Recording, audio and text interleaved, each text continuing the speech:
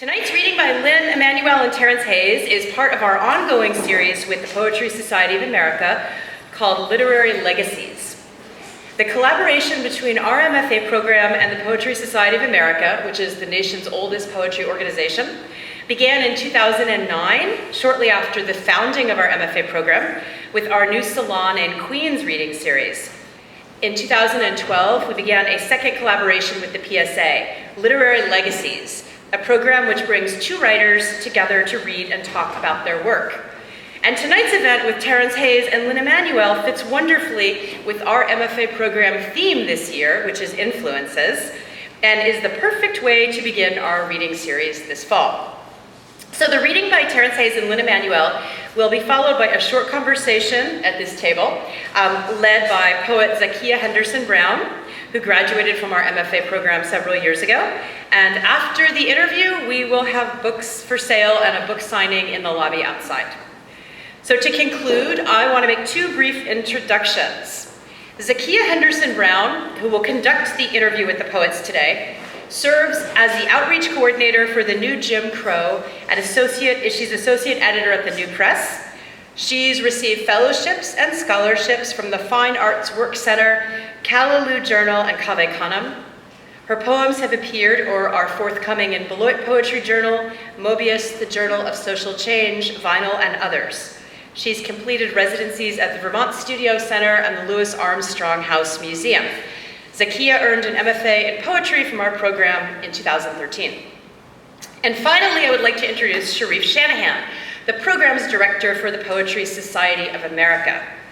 A Cave Canem Fellow, Sharif studied poetry at Princeton University, Dartmouth College, and New York University, where he earned his MFA and served as a Starlight Foundation Fellow. A recipient of an Academy American Poets Prize and a semi-finalist for the Discovery Boston Review Poetry Prize, his poems and translations have appeared in or are forthcoming in The New Republic, A Public Space, Barrow Street, Circumference, the Manhattanville Review, and elsewhere. He is also the poetry editor for Psychology Tomorrow magazine. And now I would like to turn the evening over to Sharif, who will introduce the poets to us tonight. Thanks. Thank you very much, Nicole, and thanks very much to all of you for being with us tonight. We at the PSA value our collaboration with you very much, Nicole, and I'm personally very excited to be here tonight for the latest installment of Literary Legacies with two terrific poets who I've admired for a long time. Before I introduce Terrance and Lynn, I'd like to take a moment to say a few words about the PSA. We are the nation's oldest poetry organization, as Nicole said, and through our signature program, Poetry in Motion, we have presented poems on the subways and buses of New York and in cities around the country for more than 20 years.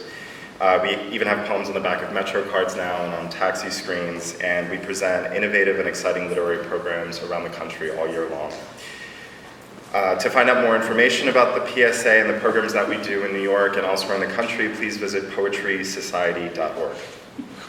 And so tonight it is truly an honor and our privilege to have with us the poets Lynn Emanuel and Terrance Hayes, both here from the University of Pittsburgh where they teach, and where Terrance, as a budding poet and MFA candidate in the late 1990s, had the opportunity to study with Lynn, by then a well-known and celebrated poet. It was this organic connection as a former student and teacher, in addition to our great enthusiasm for their work, that encouraged us to feature them alongside one another in this series, in which we consider and celebrate notions of influence and legacy in contemporary poetics. In this series, we hope to explore the complex and individualistic ways in which all poets naturally look to their predecessors for guidance and light on how to be drawn in and into the life's work of the poet, echoing the title of Terrance's forthcoming book. We'll open tonight with Terrance Hayes, author of Lighthead, winner of the 2010 National Book Award and finalist for the National Book Critics Circle Award, Wind in a Box, Hip Logic, which was chosen for the National Poetry Series and also a finalist for the LA Times Book Award and an Academy of American Poets James Laughlin Award, and Muscular Music, winner of the Kate Tufts Discovery Award, and How to Be Drawn, his fifth book of poems, as I mentioned, is forthcoming in April 2015. And just last month, Terrance was named the recipient of a 2014 MacArthur Fellowship, which is an enormous deal and is often referred to as the MacArthur Genius Award. In his work, Terrance often invents formal constraints and, with exceptional grace and tenderness, a pitch-perfect ear, and a deep commitment to what is true, considers themes of popular culture, race, music, and masculinity. Of his work, Terrance says that he is, quote, chasing a kind of language that can be unburdened by people's expectations, and that music is the primary model. He asks, how close can you get this language to be like music and communicate feeling in the same way a composition with no words communicates meaning? This ability to convey through poems a kind of visceral, almost languageless or ineffable feeling, paradoxically through language, is for me one height of poetic possibility, and a sensation I've often experienced reading and rereading the poetry of our second reader, Lynn Emanuel, whose work I discovered shortly after graduating from college when a friend called to read me Lynn's poem Bella Roma, one of the first poems I fell in love with and committed to memory, and a poem Lynn has graciously offered to read tonight, so thank you in advance for that. Lynn is the author of several collections of poetry, most recently Noose and Hook, which explores violence, the subject position of the self, and through a long monologue sequence told from a dog's point of view, perspective.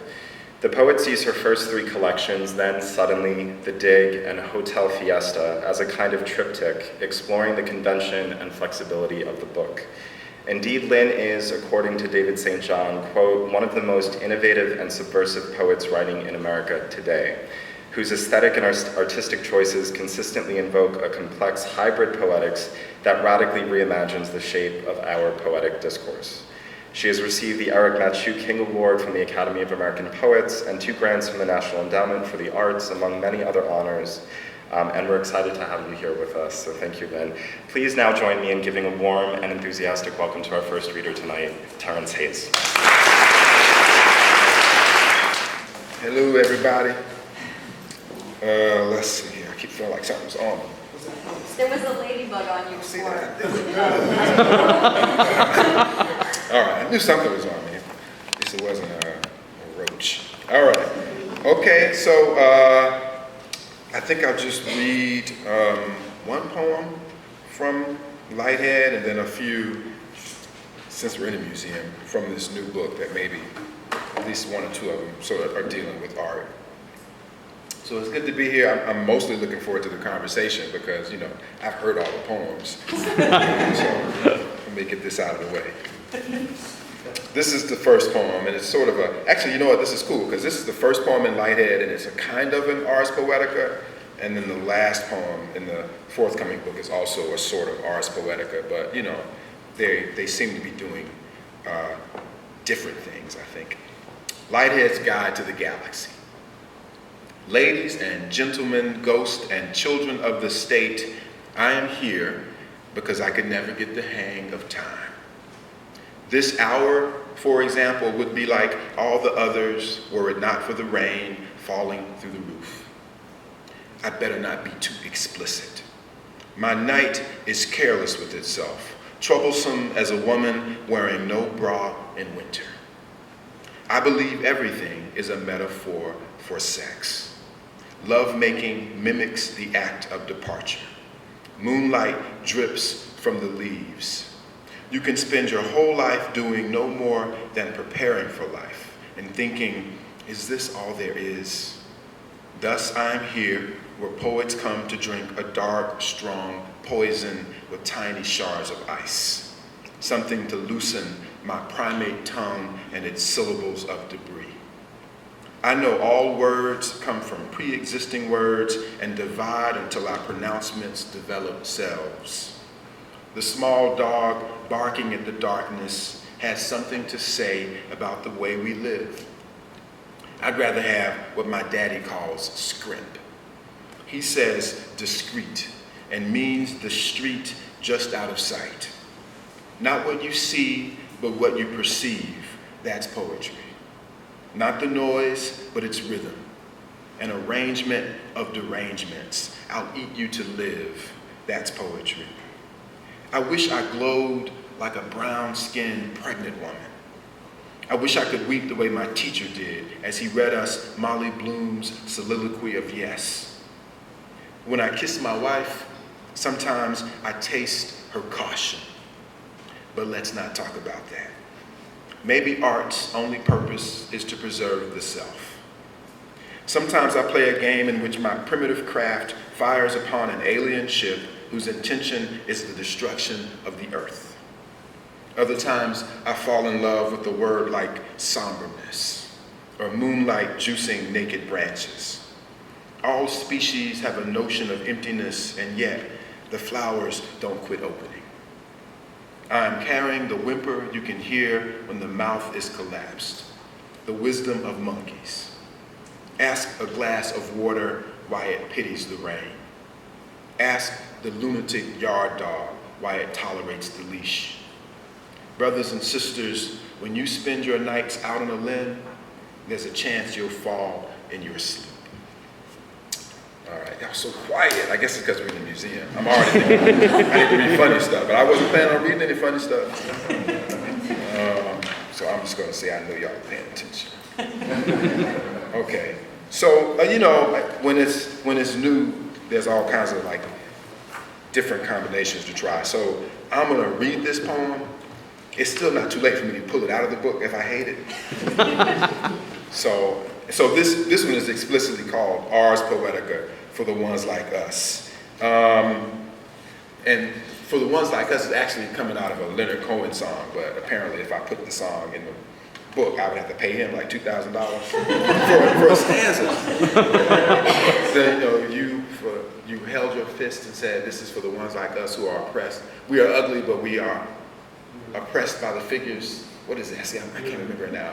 For the ones like us, oppressed by the figures of beauty, we are ugly, but at least we have the music or something. Yeah, so I wanted to put that in it, and apparently I can't. So I need to memorize it. So meanwhile, the poem is Ars Poetica for the ones like us, and I'm just trying to figure out, again, the relationship between the two. And this one has, like, at the backdrop, to get into the art thing, it's also kind of like when I think about like a Mark Rothko painting, or maybe you could say that for these two, like a window with a curtain hanging up. So maybe we're looking through a window and we can see just inside the room, the chair. But it's just a sort of image. He's never explicitly mentioned in it. Ars Poetica for the ones like us. I like this story about the man who talks God into letting him live until he's done with his masterwork. In some versions, he is a painter, but in this one, he is a singer who then sings every sentence, whose song becomes a poem that does not end because it is eternally revised. Who can say whether Orpheus, when he found honey in other hives, did not sing to let the devil know his body was alive? He was the first to grieve years in advance the news of his death. At the wake, I explained that the poem could be thought of as a house, a bedroom where a boy undresses before a slightly older girl and vanishes into her shade, a basement where the furnace and subliminal pipes are kept, an attic where aesthetic and spiritual innuendos drift. If I could have stepped out of the poem, my feet would have remained 4 or 5 inches above ground because the ground was covered in 4 or 5 inches of snow. It is breath that makes the tragic endurable. It is earth that provides our basis for being rooted to ourselves. It is evening that lets us, for an instant, be possessed by someone else. I believed, for example, that I was in control. The girl, I have almost forgotten her name, told me the poem would want the windows closed. I tried drawing her face to my face so that her face could be exposed. From inside the poem, I was asked to map the world outside and the adventures to unfold. I looked at the window, but I could not see through the window because it resembled a painting of light coloring a veil shaped like a window. Some things in this world do not depend on speech to be felt. Remember, too, that the eyes are not flesh. that crisis is initiated by the absence of witness, that Orpheus in time became nothing but a lying-ass song for the woman he failed. Let me see here. So this is different, but it just came up in the car. So I thought, I'm gonna try this poem. See, actually, you know what? This is gonna get into the conversation, because what happens is, like, you know, whenever you're with teachers, you sort of always are like, oh, let me tell you what I'm up to. So we were talking, and I was really just talking about, you know, something else, and I was like, yeah, I have a poem about it, and I instantly like, oh, I don't think she's heard that poem, I gotta read that poem. So this is called Ass Traffic. Let me see if I can set all this up for you. Because not everybody in the room is gonna know about UGK, the Players Anthem, no, Andre 3000, anyway, so there's a line in it. International Players Anthem, there's a line in it, parenthetically, that's in the song. I don't know if I should say it so you know it's not me. And it sounds, you know, the thing is, it's such a good song. My bitch a choosy lover, never sleep without her, bro. It sounds so good until you start thinking about what it is. So that's what it is. So that shows up. Ass traffic. Ass traffic sounds like the hook in a chart topper, a rapper mouth squatting like a gilded animal in the middle of a bustling boulevard of bumpers and bumping bikini rumps, chains, chains, chains. But it is meant to conjure my half-brother and the girls the news says he kidnapped or persuaded with knuckles before the police rushed in, knocking him like a lover no longer loved to the motel floor. His long arm was chained to a cell phone. The one time I met him, he called me brother and said our father had more children like us all over town, while UGK's International Players Anthem, my bitch a choosy lover, never fuck without a rubber, bumped in the background. Foolishly, I did not think the worst of the music I adore had anything to do with having power over anyone else. The naked women as bountiful as traffic, the half-naked men who cannot grow stiff without looking at reflections of themselves while the camera glares an inch from their genitals, might have wanted before porn simply to play hardcore, like the hardcore rappers paid to be wrapped in chains of rhyme and the arms of women working for men who want to fill the soft pockets of everything with something of themselves. A camera swelled the locks of my brother's body. In the courtroom, the way police lights swelled over the girls he trafficked miles for money and taxed for gas back home, and protection he offered them from belligerent Johns, and when called for, protection from himself. Before the judge denied bail, the ruling was on the news. Columbia man charged with human sex trafficking. He will live in a cell with the beautiful solitude chained about his throat, growing over time as permanent and illegible as what has been scratched tooth and nail into the cells. The music I have been playing all my life is about pimps and who will be pimped. But when my daughter is listening, I play something else. So this poem, like this is like, you know, it's a serious poem. I guess that was a serious one too. But I thought I'm gonna read it because it's set in Queens. Yeah.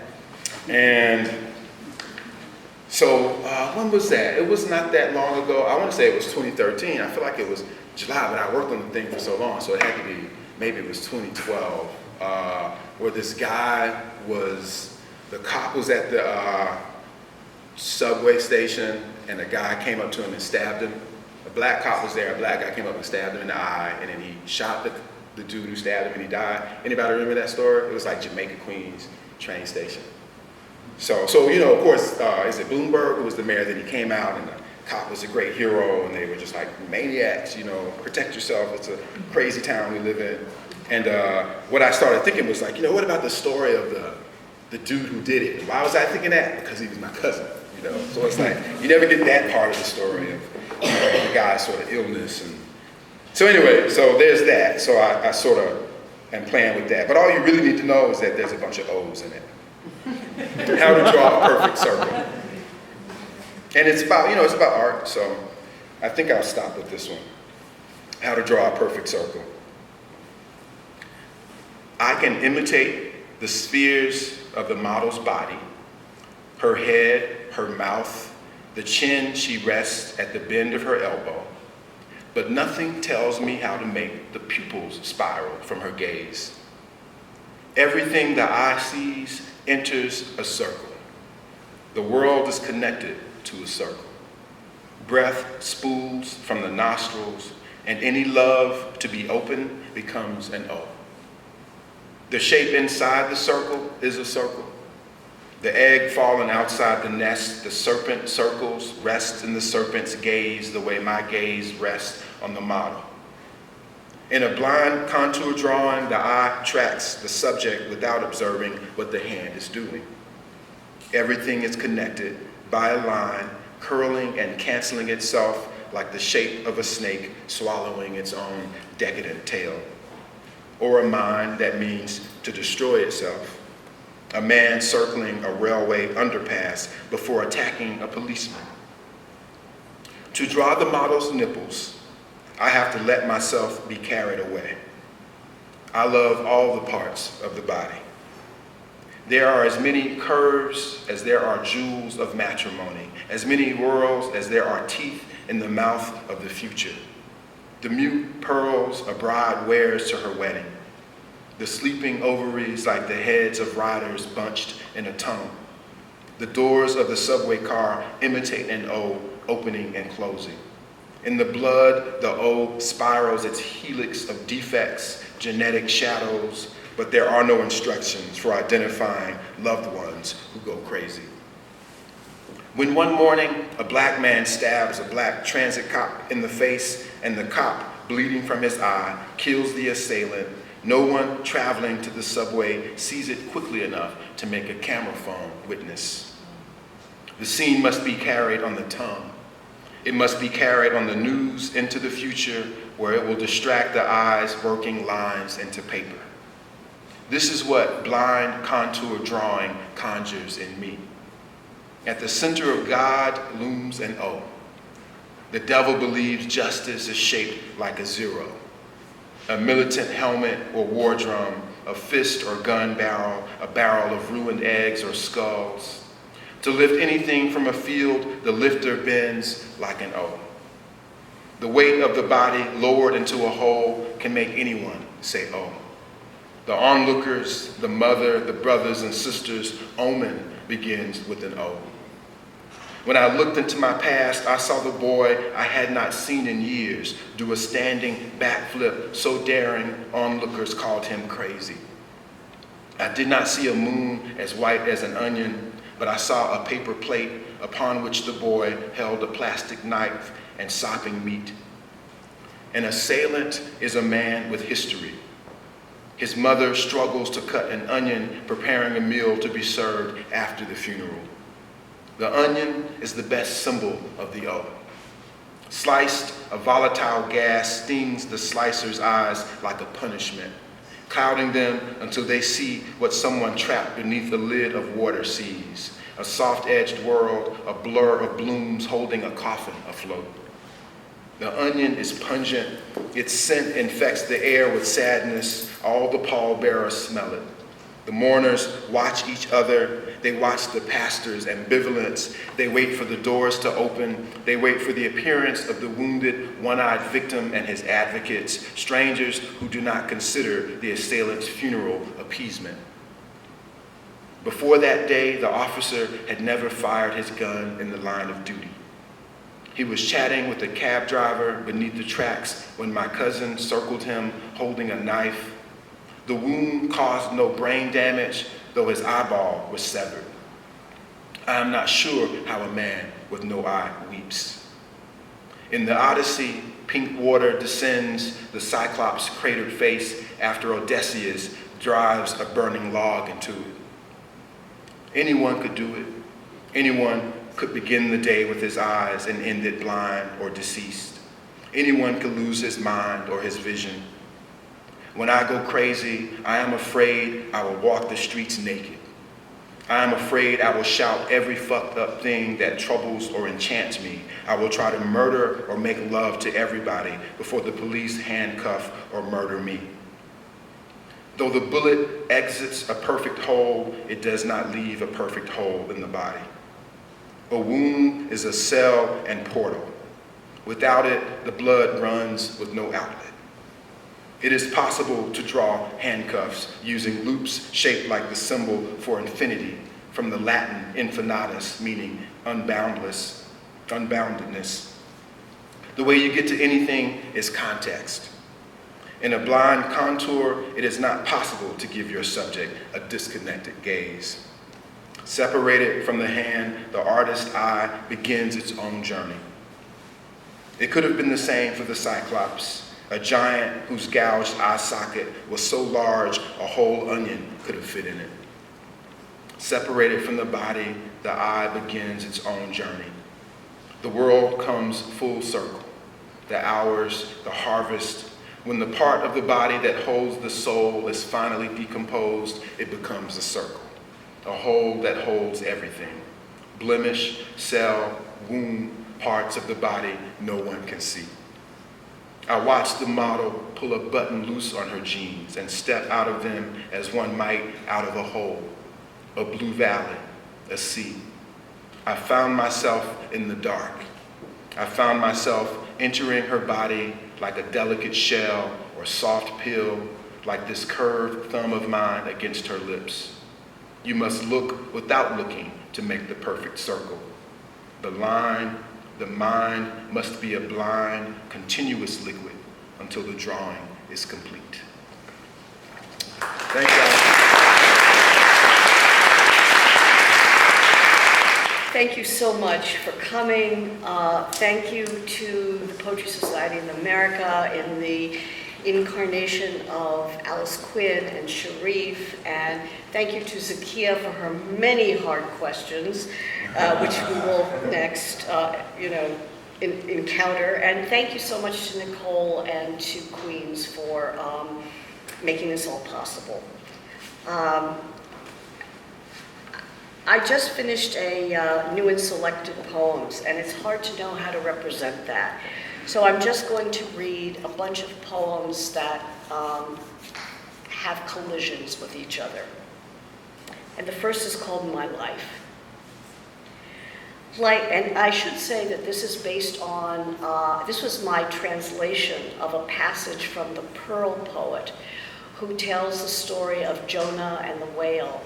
And the fascinating thing about the way he tells it is that when Jonah is finally, or Jonas as he says, is finally swallowed, he doesn't know that. My life. Like Jonas by the fish was I received by it, swung and swept in its dark waters, driven to the deeps by it and beyond many rocks.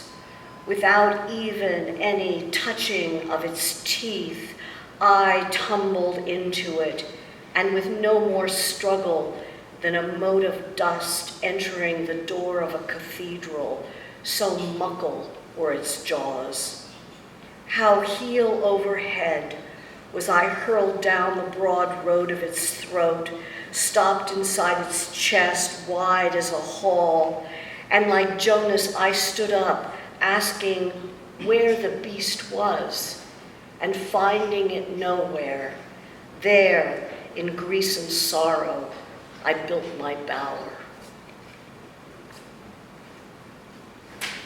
Out of Metropolis.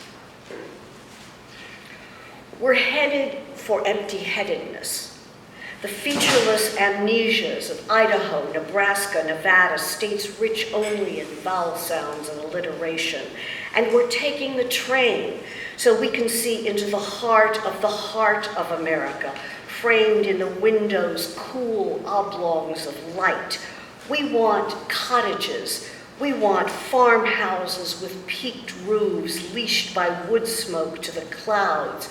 We want the golden broth of sunlight ladled over ponds and meadows. We've never even seen a meadow. Now we want to wade into one, up to our chins in the grassy welter, the long reach of our vision grabbing up great handfuls and armloads of scenery at the cloud's white sail, at the bargain basement giveaway of clod and scat and cow pie. We want to feel half of America to the left of us, half to the right, and ourselves like a spine, dividing the book in two, holding the whole great story together. And then suddenly, the train pulls into the station and the scenery begins to creep forward. The ramshackle shapes of a main street, a Chevy dozing at a ribbon of curb, and here is a hound in a trolley, and the street lights on their long stems, and the little park and the park stuff, idler on a bench, deciduous trees, a woman upholstered in a red dress, and my God, the bus out of town, sunk to its chromium bumper in shadows, and the noise of a train gathering momentum disappears into the distance. And there is a name strolling across the landscape in the crisply voluminous script of the opening credits, as though it were a signature on a contract, as though it were the author of this story. I have gone back and forth about whether to read this, and have decided that I will, simply because it is an answer to the poem I just read you, and also because one of Zakia's questions had to do with inventing a kind of persona to do a certain kind of work in a book. And I realize my answer for that is, I think the most successful persona I have invented is named Lynn Emanuel. Homage to Sharon Stone. It's early morning, and this is the before, the world hanging around in its wrapper, blousy, frumpy, doing nothing. My neighbors hitching themselves to the rolls of the unhappily married trundle their 3 mastiffs down the street. And I am writing this book of poems. My name is Lynn Emanuel. I am wearing a bathrobe and curlers. From my lips a Marlboro drips ash on the text. It is the 3rd of September 2020, whatever. And as I am writing this in my trifocals and slippers, across the street, Sharon Stone, her head swollen with curlers, her mouth red and narrow as a dancing slipper, is rushed into a black limo. And because these limos snake up and down my street, this book will be full of sleek cars nosing through the shadowy ocean of these words, giving to the street, Liberty Avenue in Pittsburgh, PA, and to the book that I am writing, an aspect that is both glamorous and funereal. My name is Lynn Emanuel. And in this book, I play the part of someone writing a book, and I take that role seriously, just as Sharon Stone takes seriously the role of the diva. I watch the dark cars disappear her, and in my poem, another Lexus erupts like a big animal at the cool trough of a shady curb. So when you see this black car, don't think it is a symbol for something. It's just Sharon Stone driving past the house of Lynn Emanuel, who is at the time trying to write a book of poems. Or you could think of the black car as Lynn Emanuel, because really as an author, I have always wanted to be the car, although most of the time I have to be the I, the woman hanging wash. I am a woman one minute, then I am a man. I am a carnival of Lynn Emanuels, Lynn in the red dress, then Lynn as the train pulling into the station, when what I would really love to be is Gertrude Stein spying on Sharon Stone at 6 in the morning. But enough about that. Back to the interior decorating. On the page, my town looks bald and dim, so I turn up the amps on the radioactive glances of bad boys. In a kitchen I stack pans sleek with grease, and on a counter there is a roast beef red as a face in a tantrum. And amid all this bland strangeness is Sharon Stone, who, white as an engraved invitation, is asking me, won't you too play a role? I don't choose the black limo, rolling down the street with the golden stare of my limo headlights, bringing with me the sun, the moon, and Sharon Stone, because it is nearly dawn, and the sun is a fox chewing her foot from a trap. Every bite is a wound. Every wound is a red window, a red door, a red road. My name is Lynn Emanuel. I am the writer trying to unwrite the world that is all around her.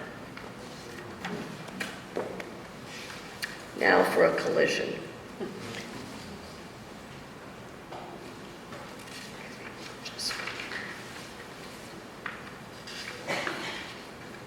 The burial.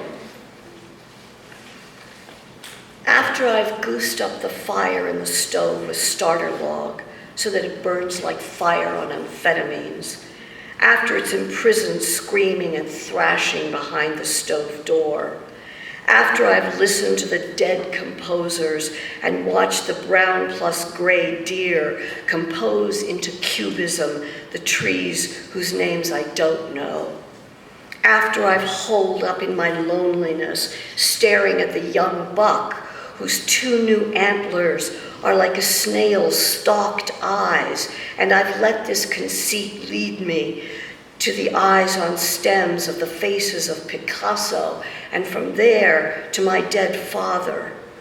After I've chased the deer away, they are boring streamline machines for tearing up green things. Deer are the cows of the forest. Then I bend down over the sea of keys to write this poem about my father in his grave. It isn't easy. It's dark in my room.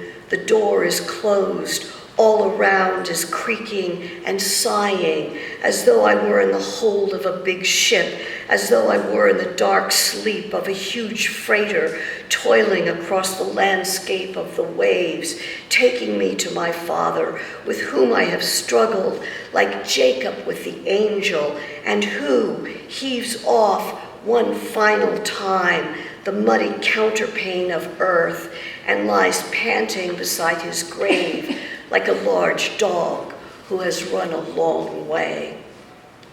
This is as far as he goes. I stand at the very end of myself holding a shovel. Its blade is long and cool. It is an instrument for organizing the world. The blade is drenched in shine. The air is alive along it as air is alive on the windshield of a car. Beside me, my father droops as though he were under anesthesia. He is so thin, and he doesn't have a coat. My left hand grows cool and sedate under the influence of his flesh. It hesitates, and then my father drops like baggage into the hold. I close the hinged lid, and above him I heap a firmament of dirt. The body alone in the dark, in the cold, without a coat. I would not wish that on my greatest enemy, which in a sense, my father was. Terrance and I were talking about a marvelous place in Italy that is a writer's retreat colony, an international one. I just returned from there after the first part of the summer. I saw so much art, that Italian art, including every Piero della Francesco that is not in Florence. And I was not inspired, but compelled to write this poem. It's called The Angels of the Resurrection, and I'll finish with this. Even when it's become a piece of furniture, upholstered in the stiff brocade of rigor mortis, a corpse blistered with acids into a tapestry, poked full of holes by bullets and blurred by miles of road. They find it. They find the body because there is nowhere it can go. There is no death deep or dark enough, no unlit alley bleak enough to hide it. Even hidden, it brings the resurrection to it. Even lying low in the slot of the unmarked grave, its carnality works like a magnet. They will find it, haul it leaking and weeping up from the black suction of the fathomless lake. The lakes, the woods, the gardens are filled with its unmentionable perfumes. The body cannot hide, and there's no room for modesty, no provision for rest. They are dogs and wolves.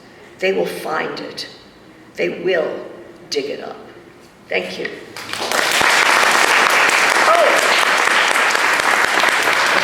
I'm so terribly sorry. If I could take one more moment to read a poem that Sharif asked for.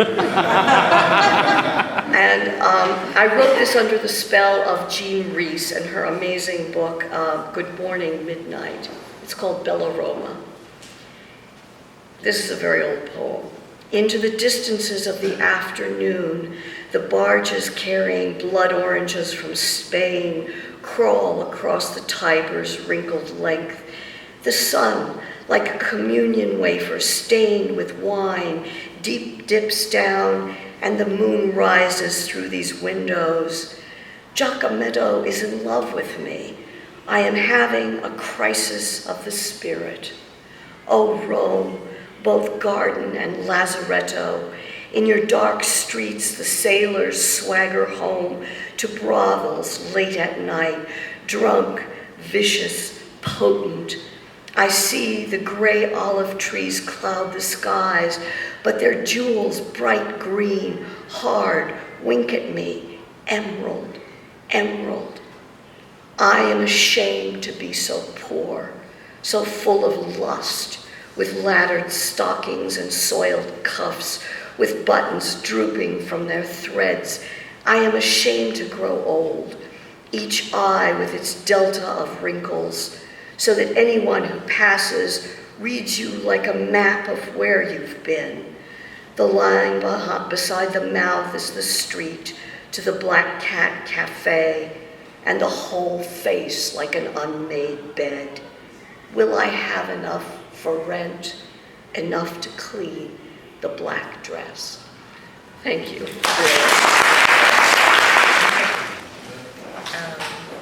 So thank you, Terrance and Lynn, for a wonderful reading.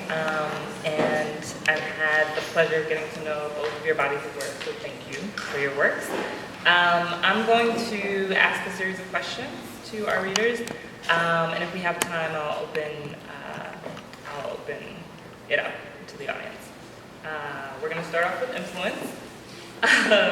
The teacher-poet, student-poet relationship can be both formative and transformative. Lynn was your teacher in graduate school and you went on to be her colleague. In what ways do you think Lynn's influence helped to shape your poetry? And does that influence still inform your work today? And Lynn, is Terrance a student that you've learned from and continue to learn from? Well, the second part of that question is ridiculous.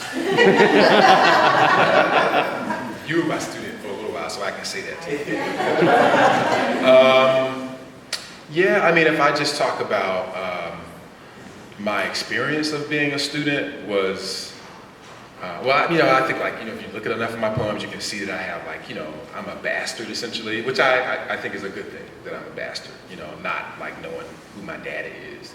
So that just means that I'm always drawn to different voices, possible mentors, possible new sounds, new languages. And so that was certainly true as a graduate student.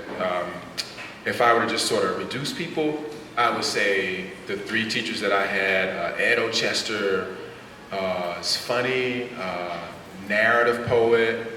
I would even say connected. Would you say that's kind of New York school sensibility in there? And then Toya Darracott, who some of you will know, let's say second generation confessional poet, African American poet. And then Lynn, it just sort of seemed to me it was just language can be everything. So that the first wet markers are interesting to me. I feel like I have a working class background. I think I'm funny sometimes.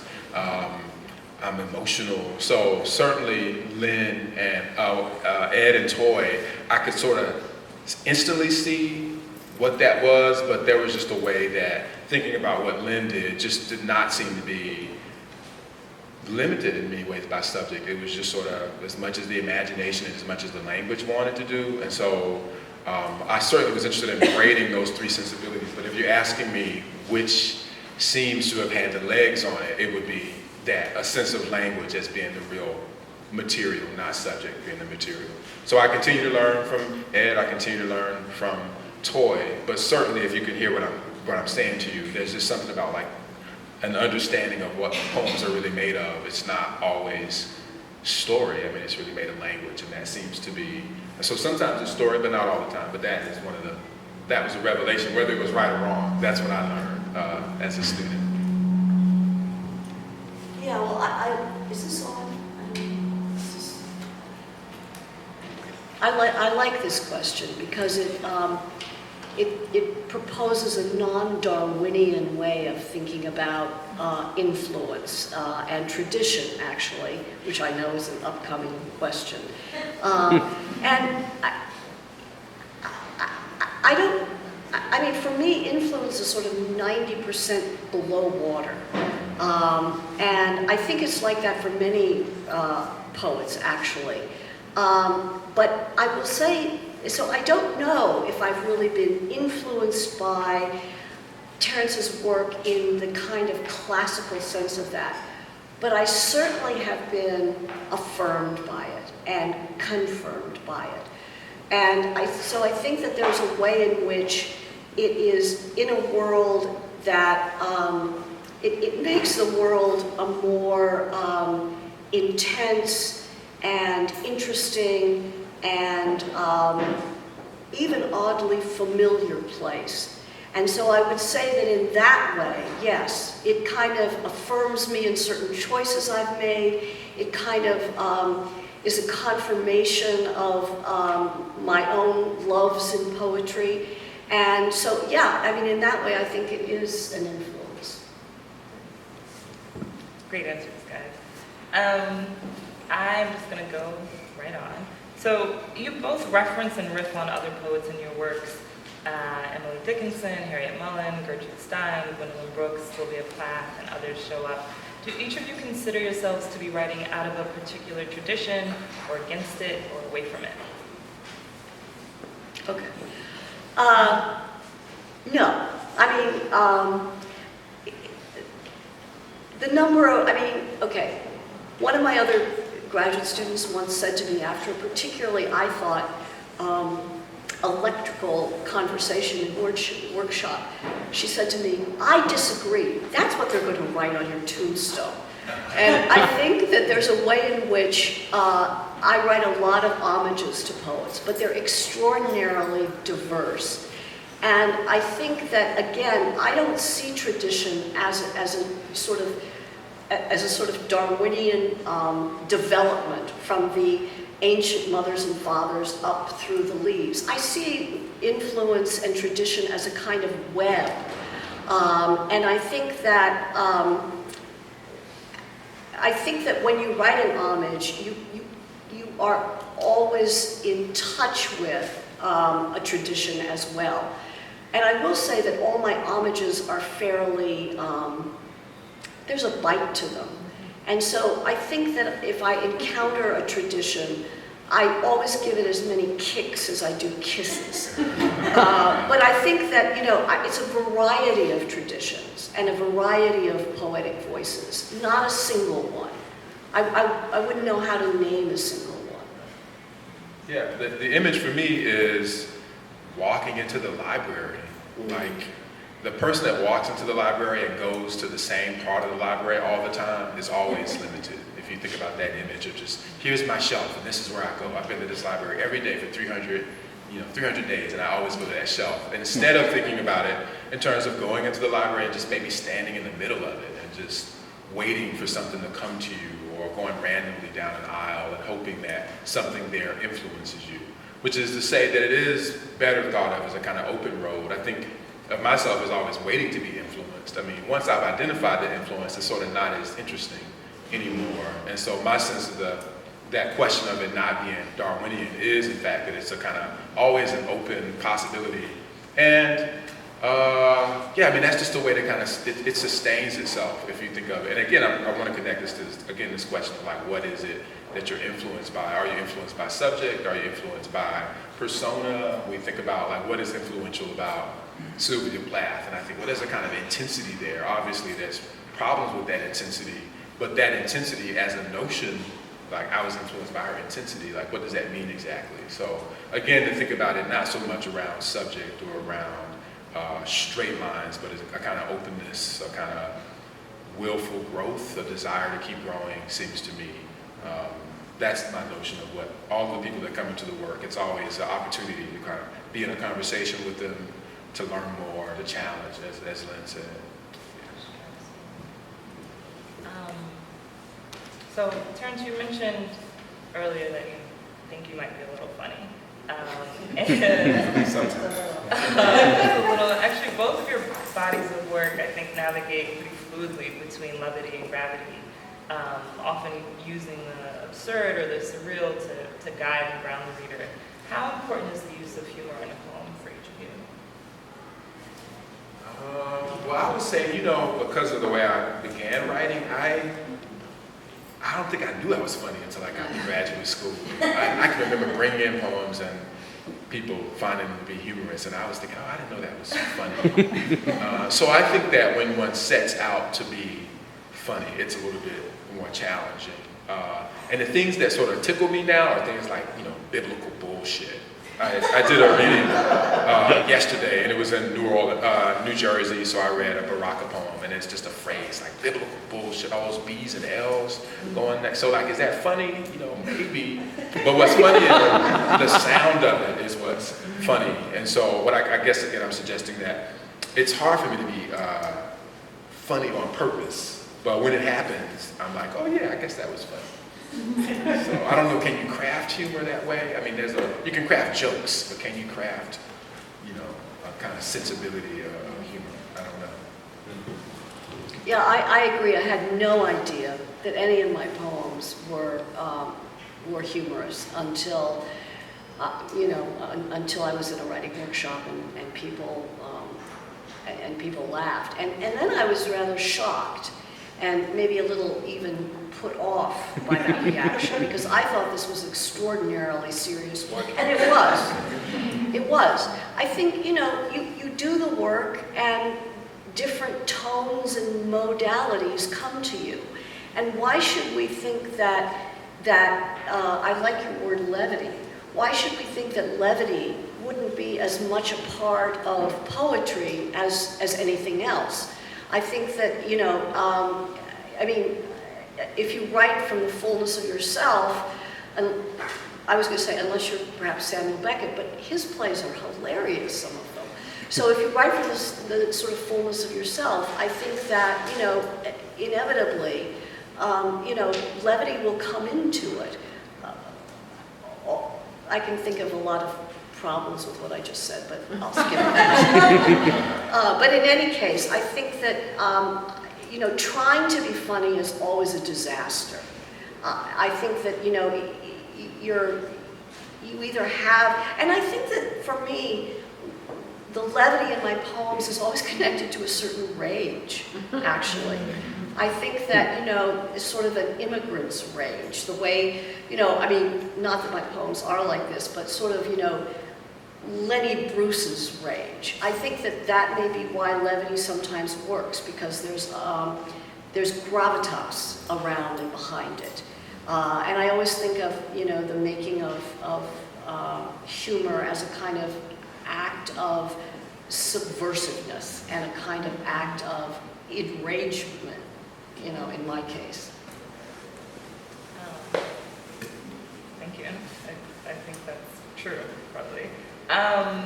So, when you talk about subversiveness, I want to get into the personas. that each of you created. You each created characters that inform almost an entire collection, Lighthead and Dog, that's with 2 G's. How did the creation of those characters help to develop and manifest the concepts you were working with? And how did you choose the right vessel? Okay. I was hoping you'd forget. Okay. Yeah, I can't talk about the dog persona, but I can talk about the Lynn Emanuel persona, which is I think a more continuous and potent persona in my work. And she is there to abrade the transparency of a poem. She is there to disrupt and even annoy, and perhaps amuse, but she is there to remind a reader that at every moment there is a writer who is constructing this thing that they're reading, and that she may be very well guilty of a number of things. I want to put my name in the poem so that I can be held accountable. Is she me watching television? No, she's not. Although I have to say the Sharon Stone poem was absolutely true. It happened. But, yeah, so I created that persona as a form of holding myself accountable to a poem and forcing a reader to, not just disappear through the window of some, sort of lovely language into a story or a scene or an emotion, but, to kind of struggle, in a sense, with the activity of having this persona being created in front of you. And, yeah, I think that's all I have to say. Yeah. So when I was working on Wind in a Box, I began writing these persona poems. It started because I had read a poem by Carl Phillips, which was called The Blue Castrati, and it was in Plowshares, and I thought it was Blue Castro. So I was like, man, that's a good idea, and I read it. So it was about boys that have their penises cut off, but I thought it was all Castro the whole time. So I was like, wow, this is so strange, it's so weird. I wish I had done it. And then I looked back at the title again and realized that it was not the Blue Castro, and I thought, I'm going to write the Blue Castro. So then I wrote the Blue Castro, and I wrote several. The Blue Castro never showed up in this book, but what did show up was like the Blue Bowie and the Blue Borges and the Blue Baraka, which is the biblical bullshit line, a bunch of other people. So I had a stack of them, and I shared them with a friend who was very Spock-like, very serious, DJ Renegade. And he looked at them and he was like, yeah, these are good, but I know it's you. I can tell it's you. These are okay persona poems. And I was like, that's because it is me.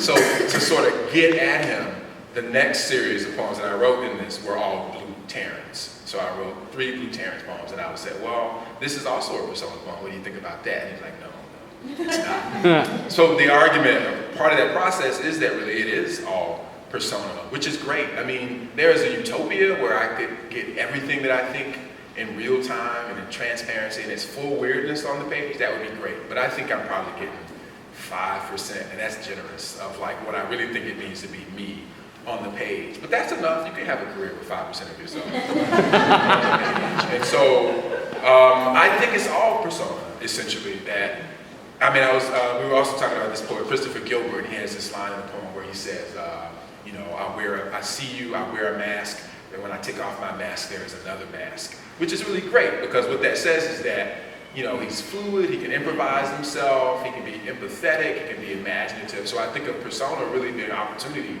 for empathy as opposed to an opportunity for distance. It's an opportunity to sort of understand the world, but it is a mask. It's not like a possession. It is, of course, always you with somebody, a very thin little mask that you're wearing. But underneath it all, it is me. But even that me, when I take off the mask, is still wearing a mask. So that's sort of how I don't know if you asked me what it was like before that moment, I wouldn't know. But at the time, I was like, yeah, I'm going to write persona poems. And I tried to write a series of them, but it was his reading of it as, it's still you, that I thought, like, yeah, well, what does that mean? That means that I'm a persona too.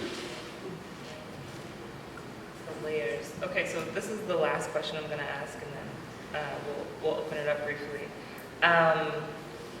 So my teachers here at Queens, Nicole and Kamiko and Roger, who's on sabbatical, often talked about the presence of obsessions in our work.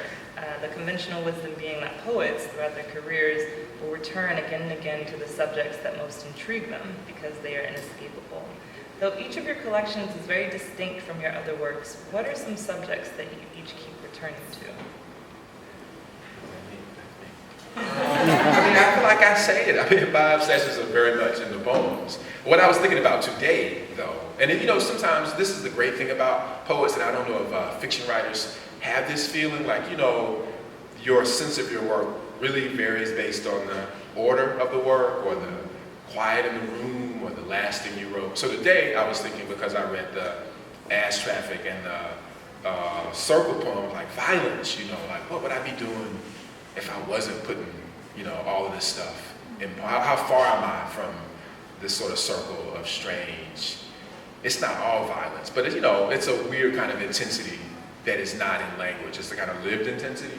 So I would say that, like, I think that and I was just sitting there, it was partly listening to Lynn too, thinking about that, even with the introduction of like playing with violence in the last book, and just thinking about, would that be an obsession? Yesterday I would say like men, sexuality, fatherhood, race, I would give that answer. But today I'm thinking about like the way an obsession is a kind of island away from other kinds of obsessions, is what I would say. So I rely on a certain kind of obsession, which is with poems and language and subject and sound, to kind of keep me from obsessions that might be with violence or self-destruction or other things.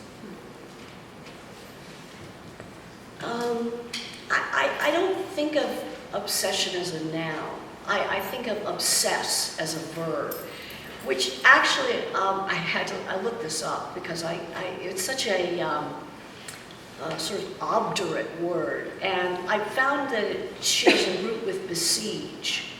And I like that sort of idea that one isn't, obsession seems to, it suggests something sort of like not quite right, like you shouldn't be obsessed by that. But the wonderful thing about it being that one is besieged by things is you don't have control over that.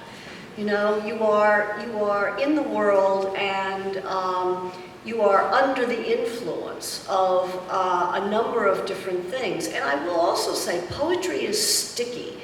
And as it rolls around in the world, it picks up all kinds of different obsessions, so that you could have, an interest in your early work that isn't really there in your later work, and a new one comes in your later work.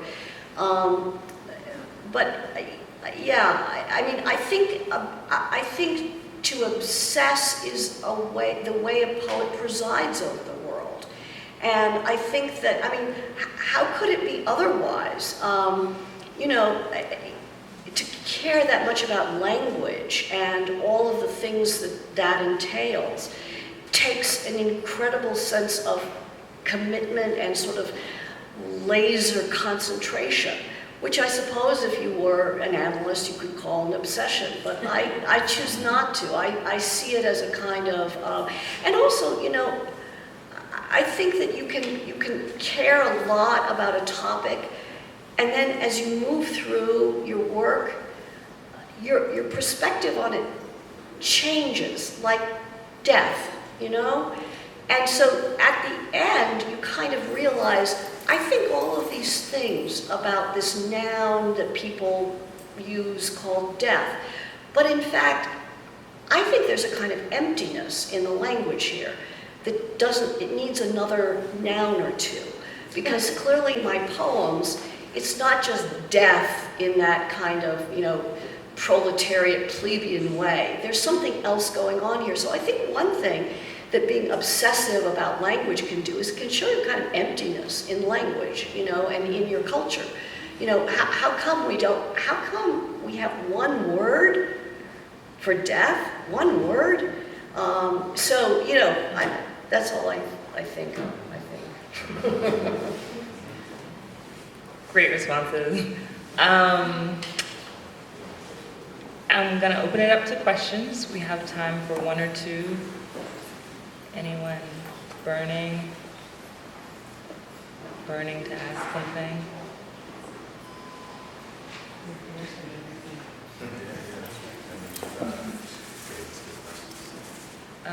Thank you for saying that. Okay.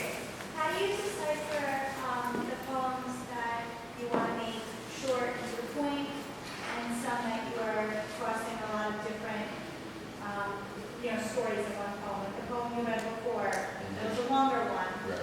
You were talking about the cop, and then you were talking about a woman, but you tied it all together. But why didn't you make that 3 poems as opposed to 1? I tried. If the poem had let me make it 3 poems, 3 poems are always better than 1. So Orpheus, I had a whole poem about Orpheus and how big a giant's eye socket would be. And then so I wrote that whole thing, and of course there's just a little bit of that that's only just implied about the onion. Like I think a giant might be able to, that's a pretty big person that could fit a whole onion inside of his eye socket. So there was a poem, and obviously there was the experience and kind of narrative poem of hearing that story and then sort of being in art class. But the poem just said, no, we want to be together. So I guess I'm saying, you don't really know the poem. The question is, how do you listen? How do you know to listen? That's what I'm always working on. Like, what does the poem want? I don't want to tell it what it wants. I want it to tell me what it wants. Well, that's what I mean. That's the real question. Like, I mean, that's a life practice of knowing when it's short, when it shouldn't be short. For me, it's just sometimes it's just duration. Like if I write a bunch of poems like that, inevitably I'm like, okay, I gotta make myself only write this one poem about an onion, and so boredom with my own practice sometimes makes it evolve. But it begins with the kind of surprise of like, oh, can these things go together? But they didn't initially. They were separate. And I still think about the missing poem it had his name in it. What's his name? I knew the giant Cyclops' name, Propius or something like that. Polyphemus, yeah, there you go, see? Yeah, and I was like, yeah, that should be in the poem. That should be. But the poem didn't want it, so it didn't get in it. Hi, this could potentially be for all three of you. It's a poet's question, or a question of poets. And possibly because we're looking at Andy Warhol's art as a backdrop of this conversation, I'm curious about how you as a poet see the world. And that question came up for me because, Terrance, in your first poem, you said something like, I'm going to completely screw this up because I haven't heard it before, but it was like, the water, glass, how it sees the raindrop, and then other things of that nature, right? Sure. Etc. So what it made me think of was how, say for example, in queer studies, where queerness was once a way of like sexual orientation has become a theory, and it's been a way of queer understandings. So I'm curious about, I guess maybe that's a coexist called, I don't actually know if that's true, but if Andy Warhol were asked how do you see art, he would say like, here's this matter in different ways. You see a chair, that is an electric chair, for example, or what is this? So how does then a poet see the world, or what is the lens that you travel through when you're looking at a red? And of course you can't know what other people see, but I'm curious if you could find a way to differentiate how you translate. Zakia's going to answer that first. Opportunity to answer as a poet. Do more than just ask questions. So I hope you'll listen.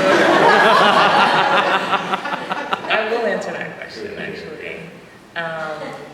Very briefly, and not as knowledgeably as people here. I think it's just the poet's lens is a curious one. So it's just kind of the things that you're interested in or the things that you encounter, constantly interrogating them through language and sort of trying to affect a feeling through the language that reflects your answers, right, to those interrogations. That's all. How's that? Does that work? Going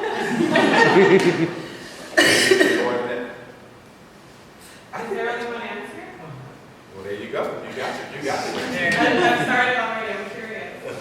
Okay, so this will be a very brief question. Not a complicated question at all. When you say you don't do it, this is Terrance, you say you don't deliberately sort of shoot for humor, but let's say going back to the first book, you have a piece where Big Bird is being interviewed by a psychiatrist.